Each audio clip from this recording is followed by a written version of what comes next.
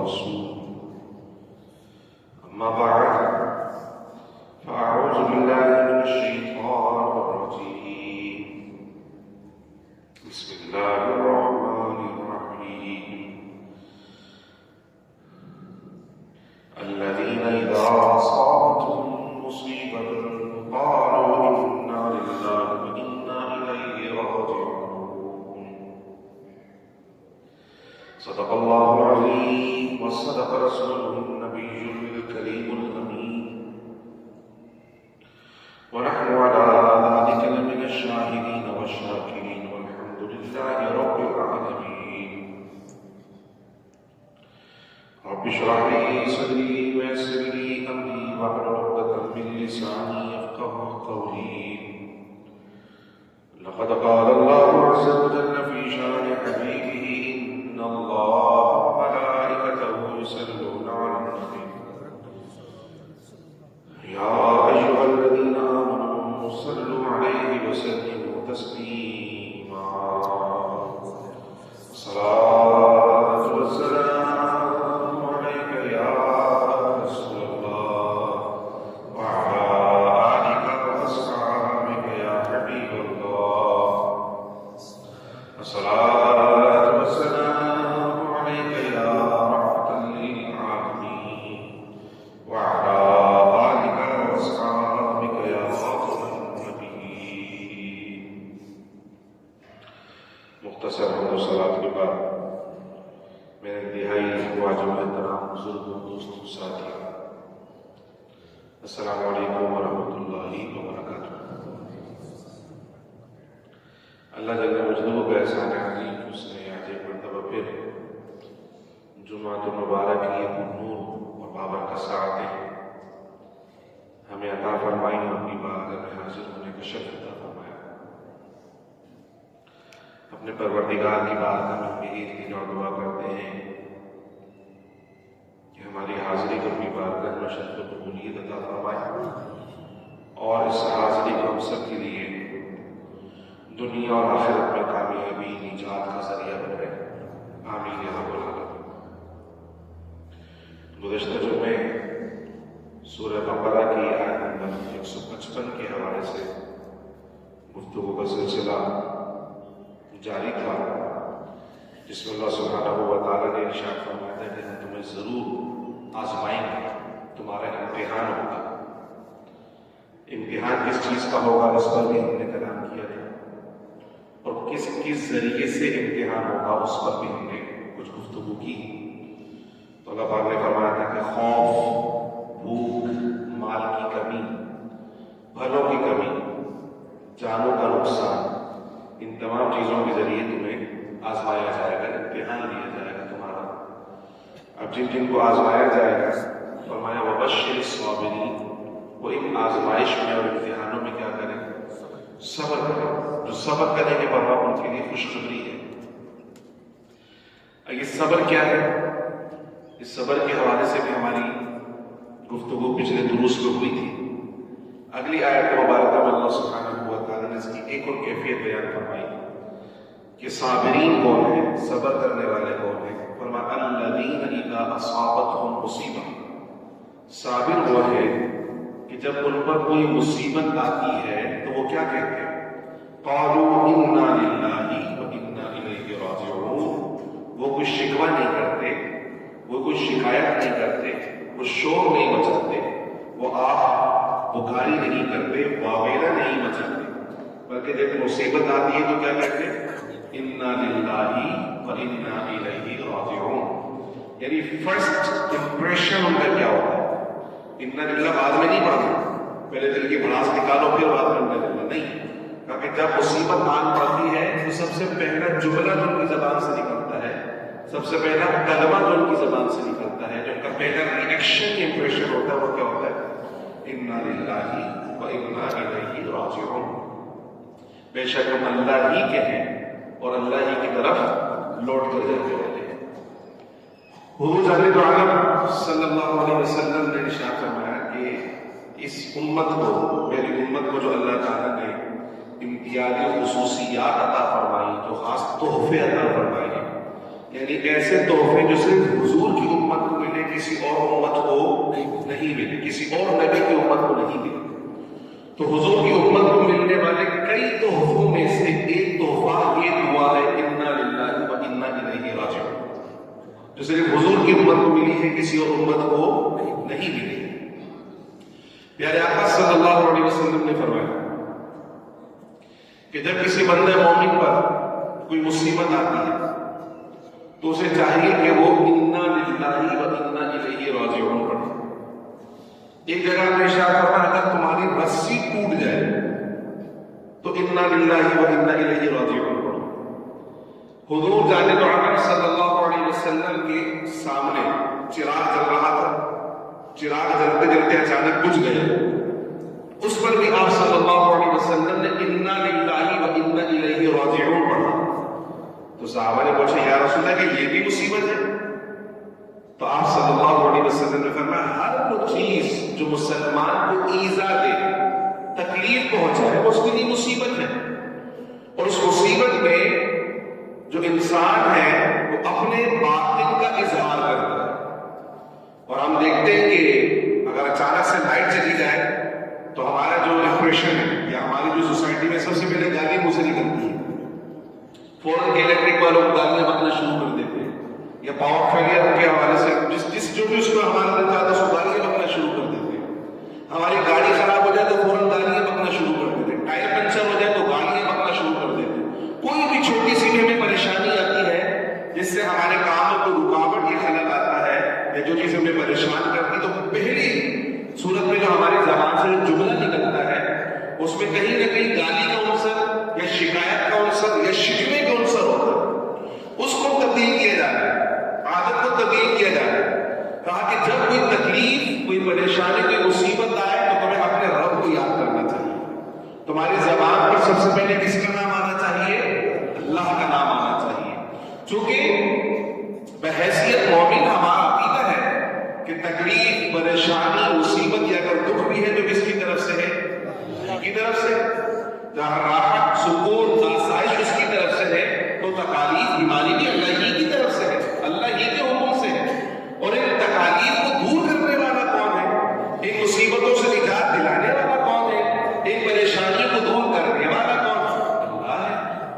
تو ہم نے کوشش کرنی ہے اور کوشش کے بعد اللہ سے دعا کرنی ہے تو ہماری مصیبت اور آزمائش دور ہو جائے گی۔ تو ہماری حکمت عملی کیا ہونی چاہیے کہ حضور نے دو بہت آسان کام، یعنی رسی ٹوٹی کا انا للہ و انا الیہ راجعون پڑھو، چراغ بجھ گیا تو کیا کرو؟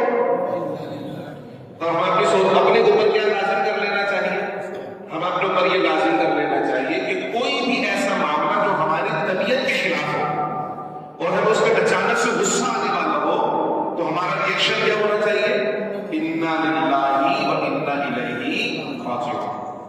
یہ جو چھوٹی چھوٹی باتیں رسول اللہ نے سکھائی ہیں نا، اس کے پیچھے بڑی حکمتیں ہیں، اتنی بڑی بڑی حکمتیں ہیں کہ ہماری عقل اس کیفیت تک پہنچ بھی نہیں سکتی ہے۔ حضور جانب عالم صلی اللہ علیہ وسلم نے جب ہچکی آئی تو کچھ بزرگ کہتے تھے ہچکی آنے پر بھی الحمدللہ کہنا چاہیے، چھینک آئے تو الحمدللہ کہنا چاہیے۔ یہ بے اختیار ہوتا، یعنی جب بھی چھینک آئے آپ سوچے نہیں اور الحمدللہ آپ کی زبان سے نکل جائے۔ جب ہچکی آئے تو آپ سوچے نہیں، بے اختیار آپ کی زبان سے کیا نکلے۔ تو جب موت کی ہچکی آئے گی تو کلمے کے بارے میں سوچنا نہیں پڑے گا، بے اختیار اس سے کیا نکلے گا؟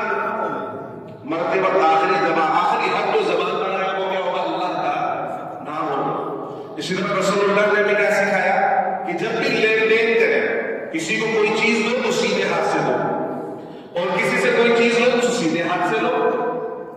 لین اور دین، یعنی جب دینا ہو تو بھی سیدھا ہاتھ، جب لینا ہو تو بھی۔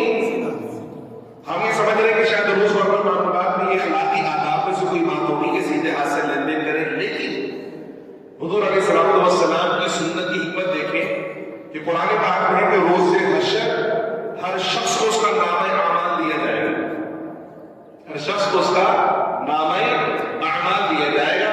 جو نیکوکار ہے ان کا نامہ اعمال دائیں ہاتھ میں ہوگا اور جو بدکار ہے ان کا نامہ اعمال بائیں ہاتھ میں ہوگا۔ یہ ہاتھ میں پکڑانا ہی کامیاب اور ناکام ہونے کی اشارہ ہوگا۔ جس کے سیدھے ہاتھ میں اس کا نامہ اعمال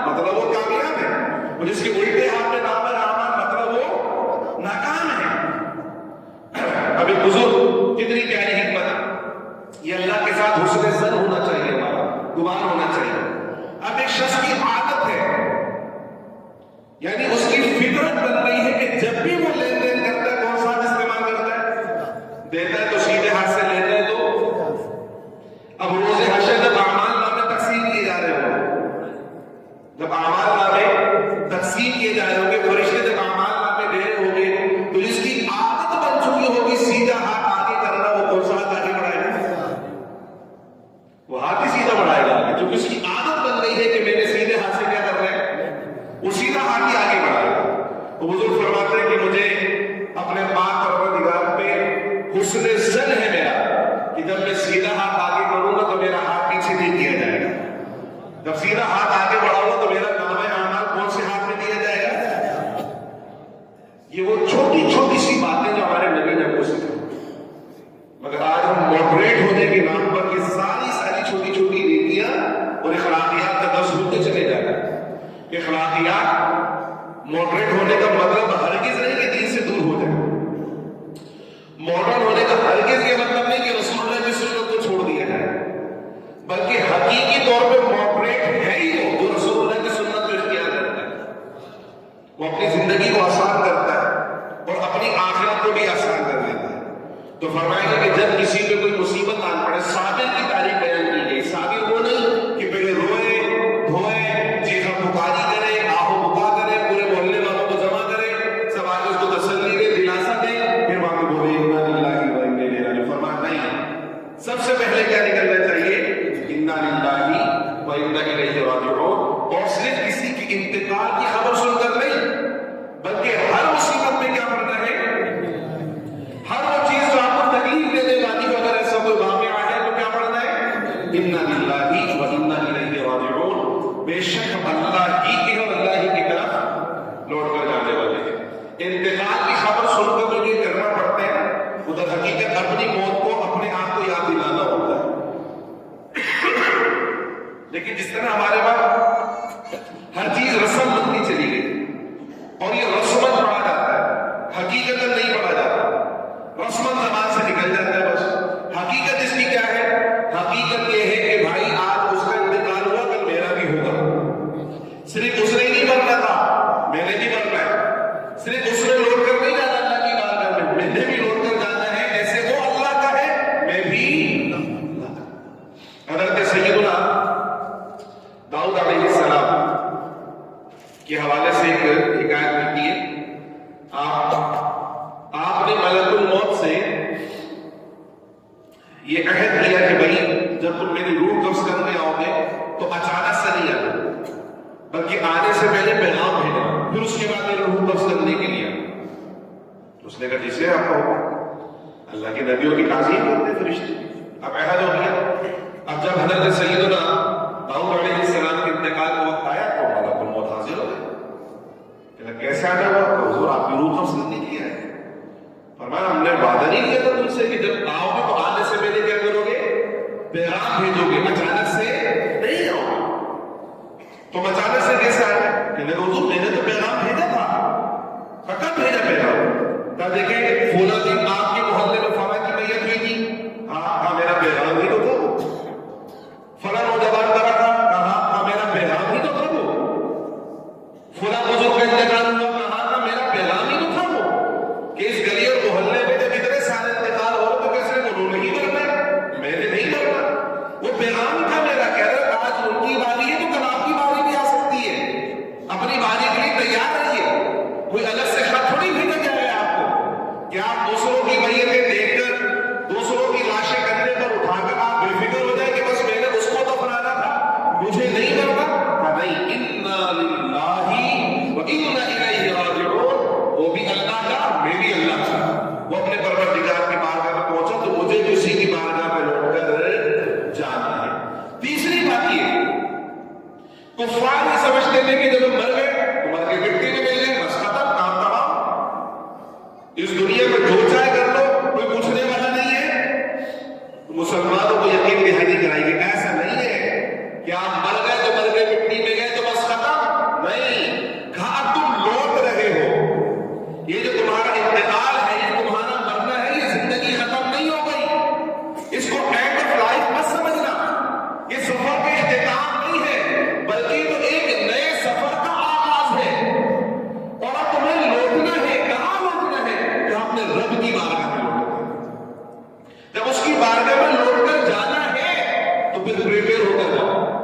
تیار ہو کر جاؤ.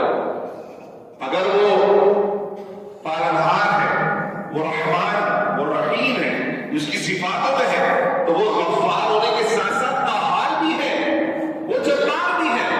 ان بطش ربک لشدید کی پکار بھی ہے قرآن کے اندر. تو جب اس کی بارگاہ میں جانا ہے، جا کر اس کی بارگاہ میں حاضر ہونا ہے، تو پھر تمہیں کیا کرنا چاہیے؟ تمہیں ہر اس کام سے بچنا چاہیے جس میں رب کی ناراضگی ہو. ہر اس کام سے بچنا چاہیے جس میں رب کی ناراضگی ہو. عموماً آپ نے دیکھا ہوگا کہ جب کوئی آپ کو بہت زیادہ ستا رہا ہوتا ہے ایسے گراؤنڈ پہ جو آپ کا گراؤنڈ نہیں ہے، تو آپ اس کو بولتے تم آنا وہاں پہ، وہاں دیکھوں گا تمہارے. اللہ کی پکڑ تو سب جگہ ہے، لیکن یہاں اللہ نے ہمیں عمل کرنے کی آزادی عطا فرمائی ہے. ٹھیک ہے، جتنی نافرمانی کرنی کر لو. یہاں بھی پکڑ کر سکتا ہے وہ، لیکن اس نے مہلت دی ہے کہ ٹھیک ہے جتنی نافرمانی کر سکتے ہو. پلٹ کر کہاں آنا ہے؟ آؤ گے تو میرے پاس ہی. ہم بولتے نا جملہ کسی کو، آؤ گے تو میرے پاس ہی نا، وہ فوراً معافی مانگنا شروع ہو جاتا ہے. بولا یار میرے تو سارے معاملات یہیں سے پورے ہونے، میں نے غلطی کر دی، تو ناراض کر دیا. ہمارے سارے معاملات کہاں سے ہونے؟ جانا تو وہی ہے، لوٹنا تو وہی ہے، پلٹنا تو وہی ہے، اس کے علاوہ اور کوئی ٹھکانا نہیں ہے ہمارا. جب جانا ہی وہیں پر ہے تو کیوں نہ معاملات آج ہی اچھے کر لیے جائیں. انتظار کس بات کا؟ کس چیز کا انتظار کر رہا ہے؟ بوڑھے ہونے کا انتظار کر رہا ہے؟ تو کس کو پتا کہ وہ میرا جو انتقال ہے بڑھاپے میں ہوگا، میں جوانی میں نہیں مروں گا؟ کس کو پتا یہ بات؟ تو فرمایا کہ یہ انا للہ و انا الیہ راجعون، یہ رسول اللہ صلی اللہ علیہ وسلم کی امت کے لیے خاص تحفہ اللہ نے عطا فرمایا ہے. اور جب بندہ اسے کوئی مصیبت پہنچے، اور ایک روایت میں ہے کہ جب کسی بندے کے بچے کا انتقال ہو جائے، چھوٹے چھوٹے بچے انتقال کر جاتے ہیں، تو رسول اللہ صلی اللہ علیہ وسلم نے فرمایا کہ اللہ تعالیٰ فرشتوں سے پوچھتا ہے کہ میرے فلاں بندے کے بچے کا انتقال ہوا، اس پر اس کا ریئیکشن کیا تھا؟ فرشتے کہتے ہیں باری اللہ اس نے صبر کیا اور انا للہ و انا الیہ راجعون پڑھا اور تیری حمد کی ہے کہ یہ جو نعمت تھی تو نے ہی عطا کی تھی، وہ تیری طرف لوٹنے والی تھی، تو لوٹ کر لے لی تھی. اللہ سبحانہ و تعالیٰ فرشتوں سے فرماتا ہے کہ میرے اس بندے کے لیے جنت میں ایک محل بناؤ، جنت میں ایک محل بناؤ، اس محل کا نام رکھو بیت الحمد، حمد والا گھر. اور یہ گھر اس بندے کے نام کا جس نے مصیبت میں کیا پڑھا؟ انا للہ و انا الیہ راجعون. یہ شکایت کریں گے، اللہ کی شکایت کریں گے، کس سے کریں گے؟ بندوں سے کریں گے. اللہ کی شکایت بندوں سے کیسے ممکن ہے؟ بندے کیا کر لیں گے اللہ کے مقابلے میں؟ تو معاذ اللہ، اللہ سے کبھی شکوا نہیں کرنا چاہیے. کبھی اللہ کی شکایت، جب ہم اپنی تکلیف کے بارے میں دوسروں کو بتاتے ہیں نا، تو در حقیقت ہم اپنے رب کی شکایت بندوں سے کر رہے ہیں. وہ بندے کچھ نہیں کر سکتے سوائے افسوس کرنے کے. تو بجائے اس کے کہ آپ لوگوں کے سامنے شکوہ شکایت کریں، اگر آپ کو اپنے متعلق کوئی پریشانی ہے تو اپنے رب سے اس کے متعلق گفتگو کیجیے، اس کی بارگاہ میں رجوع کیجیے. فرمایا کہ جو یہ طریقے اختیار کرتے ہیں اولئک علیہم صلوات من ربہم ورحمہ. جب بندہ یہ کہتا ہے نا مصیبت میں انا للہ و انا الیہ راجعون، تو وہ کیا سمجھتا ہے کہ رب کو اس کی یہ حمد نہیں پہنچی، رب کو اس کا یہ کلمہ نہیں پہنچا. فرمایا جب وہ یہ کلمہ کہتا ہے تو فوراً کیا ہوتا ہے؟ اولئک علیہم صلوات من ربہم ورحمہ. فوراً سے اللہ سبحانہ و تعالیٰ کی رحمت اس بندے پہ نازل ہونا شروع ہو جاتی ہے. دیکھو صلوات اس کا معنی ہی رحمت ہے، دعا رحمت اور استغفار. لیکن آپ دیکھیں گے جو صابر ہیں ان صابرین پر اللہ کا اتنا خاص فضل ہے کہ اللہ نے اس آیت میں صلوات کا لفظ بھی استعمال فرمایا اور رحمت کا لفظ بھی استعمال فرمایا. صرف صلوات کہہ دیا جاتا تو بھی وہی معنی ہوتا کہ اللہ رحمت نازل فرما رہا اپنے بندے پہ، اور صرف رحمتن کہہ دیا جاتا تو بھی وہی معنی ہوتا کہ صرف رحمت نازل فرما رہا اپنے بندے پہ. لیکن جب وہ بندہ صبر کرتا ہے اللہ کی دی ہوئی آزمائش اور امتحان میں، تو اللہ کو اس پہ اتنا پیار آتا ہے، فرمایا کہ میرے بندے میری رحمتوں کے جتنے مظاہر ہیں وہ سب میں تجھ کو قربان کیے دیتا ہوں.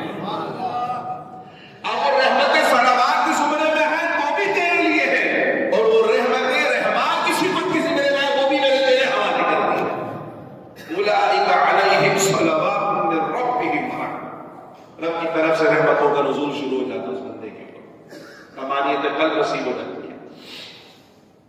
ایک اور بات، کبھی دکھ، تکلیف، رنج، شدید صدمے کی کیفیت میں اگر آنسو نکل آئے تو وہ صبر کرنے کے خلاف نہیں ہے، اس سے نہیں روکا گیا۔ اسلام دین فطرت ہے، یہ فطری تقاضوں کو نہیں روکتا، فطری تقاضوں کی تربیت فرماتا ہے۔ یعنی بھوک لگتی ہے تو اسلام نے کھانا کھانے سے نہیں روکا، بلکہ کھانا کھانے کا سلیقہ سکھایا، کیا کھانا ہے یہ طریقہ بتایا۔ پیاس لگتی ہے، فطری تقاضا ہے، تو اسلام نے پانی پینے سے نہیں روکا، بلکہ کیا پینا ہے، کب پینا ہے، کیسے پینا ہے، یہ سلیقہ سکھایا۔ اسی طرح اسلام نے رونے سے منع نہیں کیا، بلکہ کب رونا ہے، کیسے رونا ہے، یہ سلیقہ سکھایا۔ تو کوئی بولے کہ اگر میرے کسی قریبی عزیز کا انتقال ہو گیا، میرا بچہ مر گیا، میرا باپ مر گیا، تو میں رو بھی نہیں سکتا کیا؟ وہ جو رونا ہے، وہ جو آنسو ہے، کہ وہ صبر کے خلاف ہے؟ ایسا نہیں، وہ صبر کے خلاف نہیں۔ بے ساختہ کسی تکلیف پر آنسو نکل آ جائے تو وہ صبر کے خلاف نہیں ہے۔ شریعت نے منع کیا آہو بکا کرنے سے، چیخ چیخ کر رونے سے۔ جیسے ہمارے وہاں کسی کا انتقال ہو جائے تو گھر کی خواتین کو چیخ چیخ کے روتی ہے، مقابلہ اور ہوتا ہے کہ کون زیادہ تیز آواز سے روئے گا، کس کی چوڑیاں زیادہ ٹوٹیں گی۔ اس چیز سے شریعت نے منع کیا۔ بے ساختہ آنسو نکل آنا یہ رسول اللہ صلی اللہ علیہ وسلم کی سنت بن چکی ہے۔ کیسے؟ حضور کے شہزادے حضرت ابراہیم، ان کا انتقال ہو گیا، تیسرے شہزادے تھے حضور کے، جو کہ حضرت ماریہ قبطیہ سے ہوئے، ان کا انتقال ہو گیا۔ جب ان کا انتقال ہوا، ان کی جب تدفین ہو رہی تھی تو سب صحابہ نے دیکھا کہ حضور جان عالم صلی اللہ تعالی علیہ وسلم کے چشمان مبارک سے آنسو بہ رہے تھے۔ تو صحابہ نے حضور سے پوچھا، حضور آپ بھی روتے؟ یعنی بیٹے کا انتقال ہو گیا، شاید اس پہ رونا آ گیا ہے۔ تو حضور نے کیا فرمایا؟ حضور نے فرمایا اللہ نے مجھے رحمت بنا کر بھیجا ہے، پتھر دل بنا کر تھوڑی بھیجا ہے، کوئی پتھر دل تھوڑی ہوں میں رحمت بنا کر بھیجا گیا ہوں، میرے بھی دل نرم ہے۔ لیکن یہ شکوے کے آنسو نہیں ہے، یہ شکایت کے آنسو نہیں ہے رب کی بارگاہ میں، بلکہ جو فطری محبت تھی مجھے اپنے اولاد کے ساتھ، اس کا انتقال ہو گیا تو فطری طور پر کیا ہو، میری آنکھوں سے آنسو جاری ہو گئے۔ تو یہ صبر کے خلاف نہیں ہے۔ تو اگر کسی تکلیف پر، کسی مصیبت پر بے ساختہ آنسو نکل آئے، کسی بندے کو زارو قطار رونا آ جائے، تو یہ صبر کے خلاف نہیں ہے۔ ہاں آہو بکا کرنا، چیخا پکاری کرنا، اس کی ہرگز اجازت ہے۔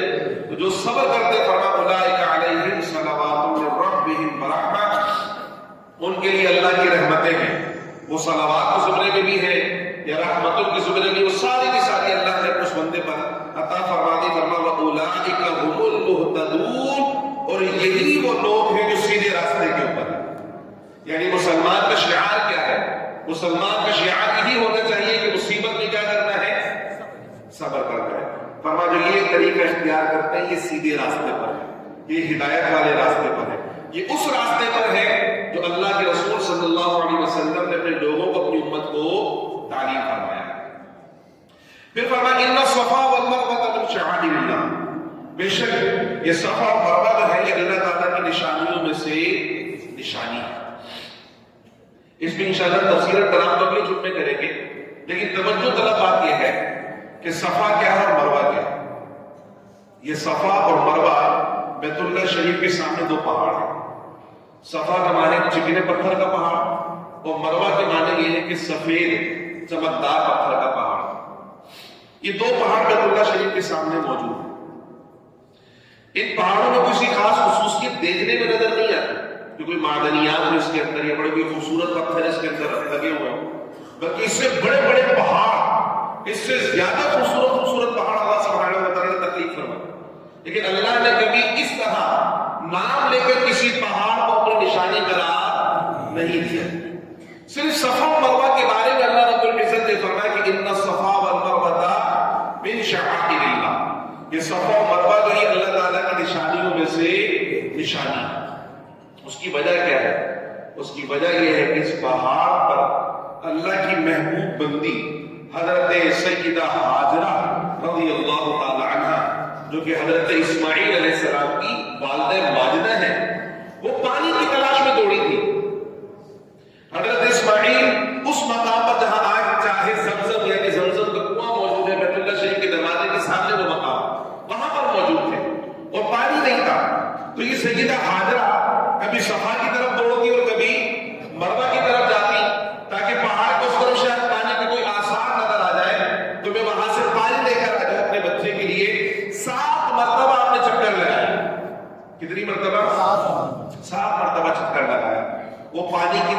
دوڑی، لیکن جو ان کی محبت تھی اپنے بیٹے کے ساتھ اور جو اللہ کے نبی کے ساتھ ان کی قلبی عقیدت و وابستگی تھی اور اللہ پر جو کامل بھروسہ اور ایمان تھا ان کا کہ اس وادی کے اندر وہ رہنے پر آبادہ ہو گئی، یا پینے کا پانی نہیں تھا، یا کھانے کا کچھ نہیں تھا، مگر اپنے رب کے حکم پر جب راضی ہوئی اور ان پہاڑوں پر دوڑی تو اللہ کو اپنی اس بندی کا پہاڑوں پر دوڑنا اتنا پسند آ گیا کہ اللہ نے قیامت تک کے مسلمانوں کے لیے اسے حج اور عمرے کا حصہ بنا دیا اور فرمایا کہ اب یہ پہاڑ اللہ کی نشانیوں میں سے نشانی۔ کیوں؟ فرمایا اس میں اللہ کی بندی کے قدم لگے۔ وہ تو پانی کی تلاش میں دوڑی تھی، ہم کس کی تلاش میں دوڑ رہے ہیں؟ ہمارے لیے تو پانی موجود ہے، زمزم کے کنویں رکھے موجود ہے، بے تحاشا کنویں رکھے ہوئے موجود ہے، وہ تو پانی کی تلاش میں دوڑی تھی، ہم کس کی تلاش میں دوڑ لگے؟ ہم اپنے رب کو راضی کرنے کے لیے دوڑ رہے ہیں۔ کس لیے دوڑ رہے ہیں؟ اور یہ محبت کی علامتوں میں سے ایک علامت ہے، یہ خود سپردگی کا نام ہے، یہی اسلام ہے۔ آپ ویسے کہیں دوڑے تو لوگ بولتے کیا ہو گیا، پاگل ہو گئے، دوڑ لگا رہے۔ وقار بھی کوئی چیز ہوتی ہے، شخصیت کی عزت اور احترام بھی کوئی چیز ہوتا ہے، کیسے دوڑ رہے تو دائیں بائیں۔ لیکن آپ دیکھیں کہ جب بندہ وہاں پہاڑ پر دوڑتا ہے تو لوگ اس پر قربان جاتے ہیں کہ واہ کیسے نبیوں کی سنت ادا کر رہا ہے، رسول اللہ کی سنت ادا کر رہا ہے، قدم قدم پر نیکیوں کے امار لگ رہے ہیں۔ کس کی وجہ سے؟ اللہ کی محبوب بندی کے قدموں کی وجہ سے۔ آپ اندازہ لگائیں کہ اللہ کو اپنی، وہ تو ایک دفعہ دوڑی تھی نا، صرف ایک دفعہ، لیکن ان کا جذبہ اتنا خالص تھا اپنے رب کے ساتھ کہ اللہ کو جذبہ اتنا پسند آیا کہ ہزاروں سال گزر گئے، وہ پہاڑ بھی آج باقی ہے اور سنت حاجرہ بھی آج باقی ہے اور قیامت تک باقی رہے گی۔ یہ ہمارے لیے درس ہے کہ جو اللہ کے لیے خود کو فنا کرتے ہیں وہ کبھی فنا نہیں ہوتے، وہ کبھی ختم نہیں ہوتے، ان کا ذکر کبھی ختم نہیں ہوتا۔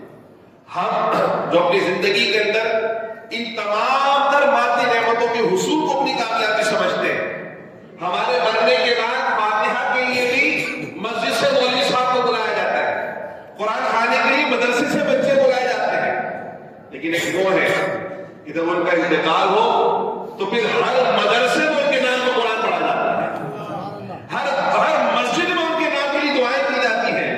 ایسا خود کو بنانے کی کوشش کیجیے کہ پھر آپ کو کسی سے دعا کے لیے کہنا نہ پڑے، بلکہ جب لوگوں کی دعا کے لیے ہاتھ اٹھے تو ان کی زبانوں پر اللہ خود آپ کا نام جاری کر دے۔ جب لوگ قرآن پڑھے تو آپ کو سارے ثواب کی پرچی نہ دینا پڑے کہ جی میرے امت کو بھی سارے ثواب کرنا اور مجھے بھی سارے ثواب کرنا۔ جب وہ سارے ثواب کرے تو اللہ آپ کا نام ان کی زبانوں پہ جاری کر دے۔ یہ ہے حقیقی زندگی اور یہ ہے حقیقی کامیابی، یہ ہے حقیقی انویسٹمنٹ کہ مرنے کے بعد باقی دنیا کا تمام نفع ختم ہو جانے والا جو ہمارے کام نہیں آئے، لیکن یہ وہ نفع ہے جو قبر میں بھی ہمارے کام آنے والا ہے۔ اللہ کریم ہمیں عقل سلیم عطا فرمائے اور اس دنیا میں رہتے ہوئے اللہ اپنی آخرت کی تیاری کرنے کی ہمیں توفیق نصیب فرمائے۔ پچھلے جمعے ہم نے آپ سے عرض کی تھی کہ مسجد کی چھت